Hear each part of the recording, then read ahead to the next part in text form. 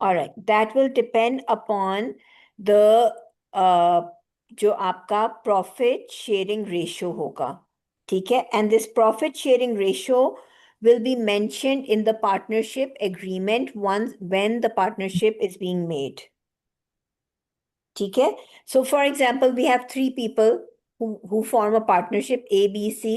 So अगर partnership agreement में आपने रेशियो मेंशन नहीं किया then it's going to be equal 33.3%, 33.3%, 33.3%.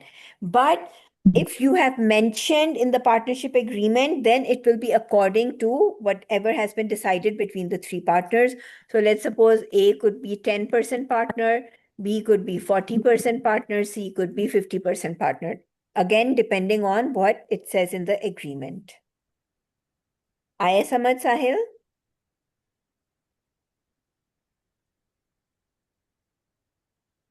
जी साहिल? जी आगे समझ। ऑलराइट, अब इसमें क्या होता है, पार्टनरशिप्स किस तरह की होती हैं? We have three types of partnerships that exist. एक होती है जनरल पार्टनरशिप, ठीक है, एक होती है आपकी लिमिटेड पार्टनरशिप, और एक होती है लिमिटेड लाइबिलिटी पार्टनरशिप. ठीक है, general partnership is not a separate legal entity. ठीक है, यानी कि द बिजनेस, कहाँ गया, business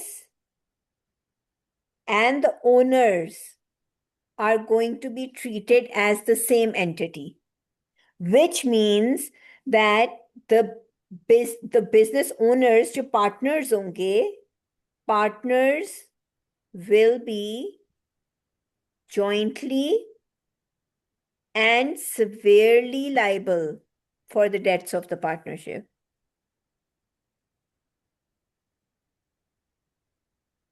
ठीक है, यानी कि आपके बाय लॉ पार्टनर्स जितने भी डेट्स हैं पार्टनरशिप के, they are jointly and severally का मतलब है इक्वली लायबल है, इक्वली लायबल.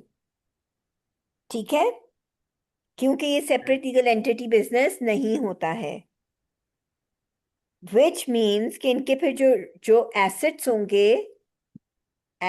होंगे वो रिस्क पे होंगे. Personal assets of your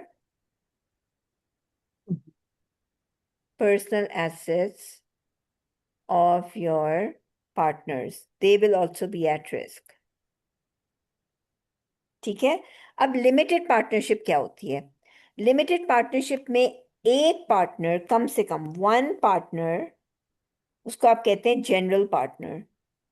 general partner bears unlimited liability, unlimited liability.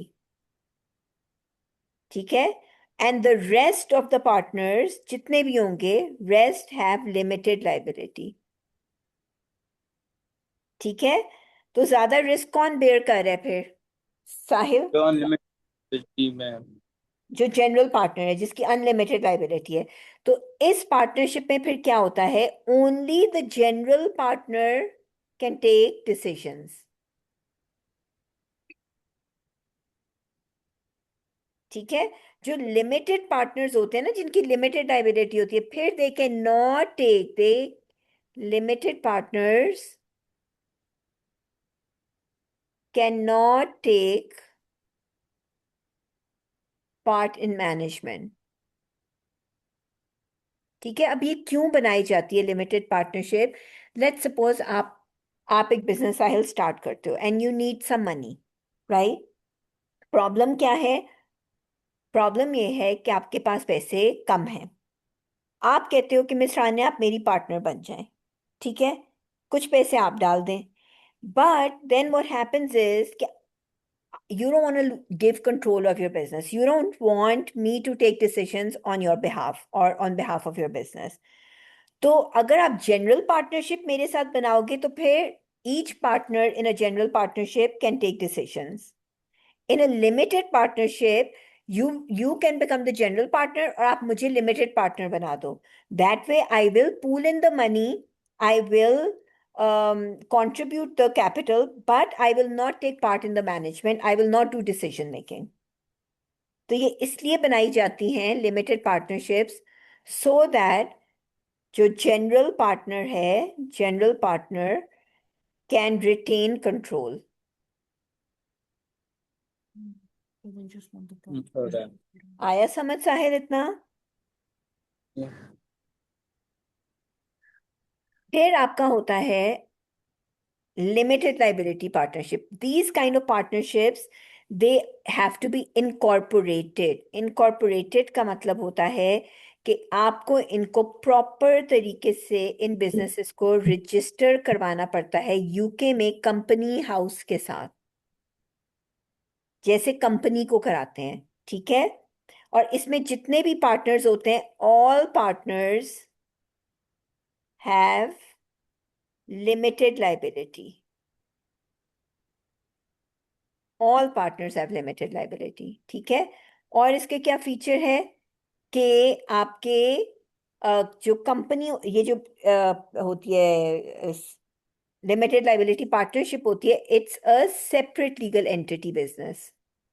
Separate legal entity है. अब the question that comes to my mind is, अगर आपको लिमिटेड लाइबिलिटी चाहिए है और सेपरेट लीगल एंटिटी चाहिए, तो कंपनी क्यों नहीं बनाई? Why do you think people make limited liability partnerships as opposed to making a company? Features तो same है.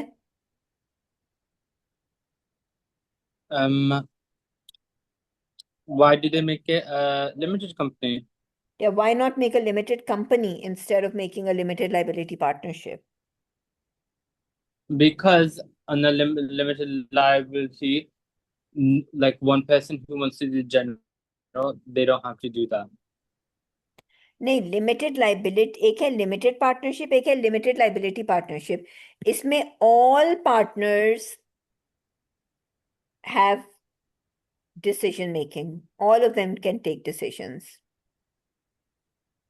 ये इसलिए बनाई जाती है साहिल, क्योंकि इसके ऊपर जो लॉ अप्लाई करता है वो ये अप्लाई करता है, लिमिटेड लाइबिलिटी पार्टनरशिप एक्ट 2010 है, 2010. ठीक है? ये अप्लाई करता है. मेरे साथ कट रही है। आवाज नहीं आ रही? जी साहिल?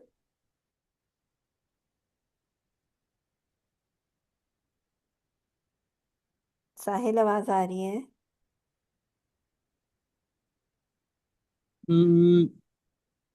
मिस जी आवाज आ रही है आपको?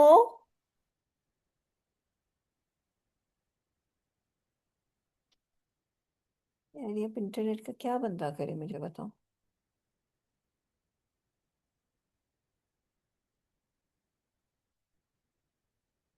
साहिल, आप अपनी लोकेशन चेंज करके देखो थोड़ा सा.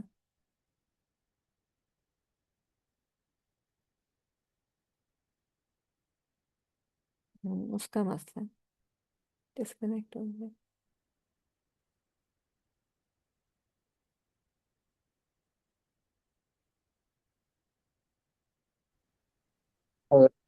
ओके, कंपनीज जो आपकी होती हैं, they are separate legal entity.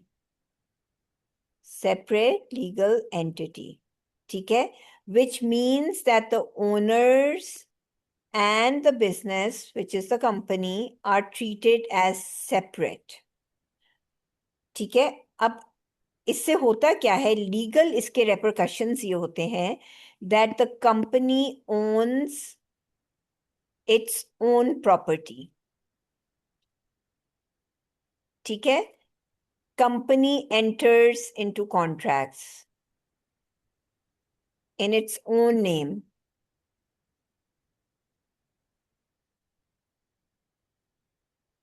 फिर company can be sued, not the owners, the company, and company can sue in its own name.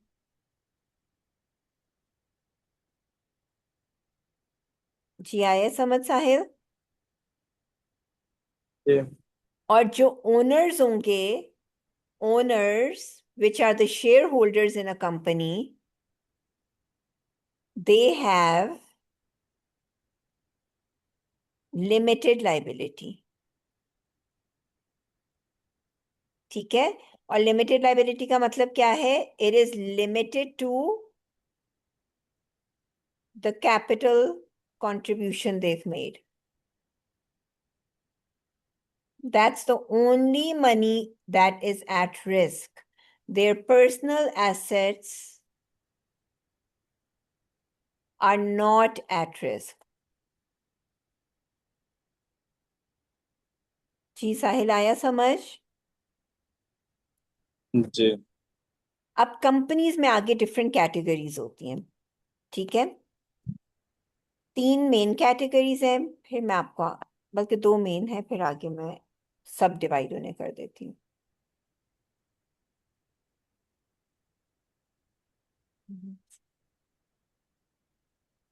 ये सही है ना कि दूसरा सही था?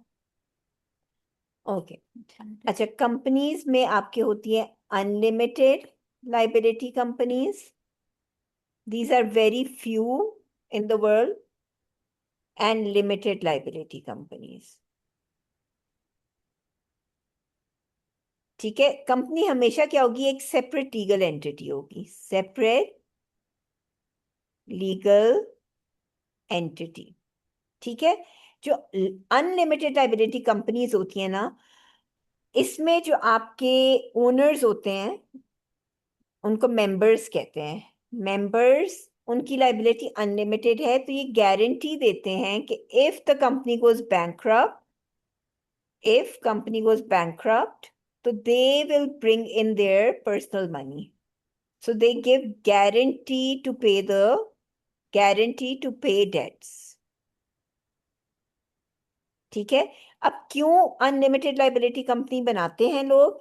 बिकॉज इनको ऑडिट नहीं कराना पड़ता अपने फाइनेंशियल स्टेटमेंट्स को. They do not have to get an audit. ठीक है? And other question, other. Audit Audit? Audit नहीं पढ़ा हुआ उसमें? बिजनेस में पढ़ा होगा. ऑडिट का मतलब होता है जो कंपनी अपने फाइनेंशियल स्टेटमेंट्स बनाती है ना, फाइनेंशियल स्टेटमेंट्स, उनको एक इंडिपेंडेंट ऑडिटर होता है जो आके चेक करता है, उसके ऊपर अपनी एक रिपोर्ट देता है whether the financial statements are giving a true and fair view. उसको कहते हैं ऑडिट करवाना. Okay. ठीक है? ये हम जब फाइनेंशियल स्टेटमेंट्स पढ़ेंगे ना, उसमें थोड़ा डिटेल में बताऊंगी आपको मैं. फिर दूसरी कैटेगरी कौन सी है कंपनीज की? Limited liability companies. ठीक है? लिमिटेड लाइबिलिटी में 2 किस्म की होती हैं. Private limited and public limited.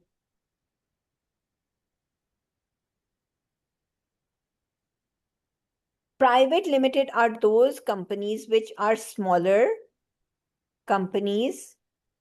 Usually these are friends and family owned businesses. ठीक है? जैसे फॉर एग्जाम्पल साहिल, आप एक प्राइवेट लिमिटेड कंपनी बनाते हो, उसमें आप आप एक शेयर होल्डर हो, आपकी अम्मा शेयर होल्डर है, आपकी बहन शेयर होल्डर है, आपके अब्बा जो है वो चेयरमैन है, आप सीईओ. इस तरह की कंपनीज होती हैं प्राइवेट लिमिटेड कंपनीज. ठीक है? And private limited companies can not sell their shares to the public.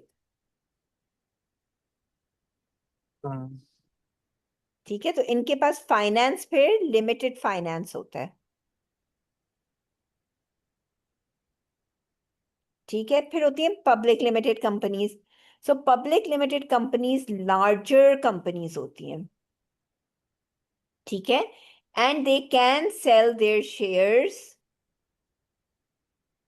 To the public, which is why they have very large finance available. क्योंकि पब्लिक में तो लाखों करोड़ों लोग हैं ना who can buy your shares.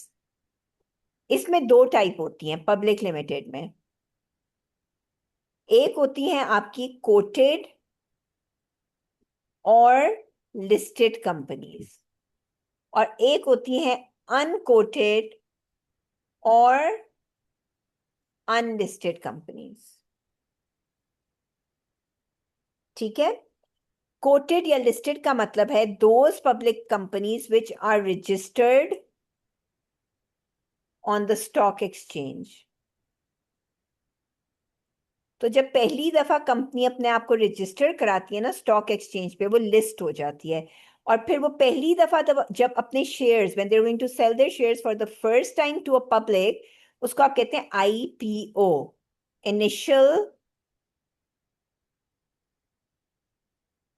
Initial public offer. अभी मैंने ठीक है, initial public offer, when a company gets जी listed on the stock exchange and they offer their shares to the public for the very first time, it's called initial public offer. ठीक है, और unquoted companies can sell shares to public, but they are not registered on the stock exchange. They are not registered on stock exchange. So they cannot sell their shares to the stock exchange. Then how are they going to sell their shares to the public? They do it through brokers. और उसको कहते हैं private placement करना. So the brokers find investors for these companies. उसको shares को क्या कहते हैं? प्राइवेट प्लेसमेंट करना.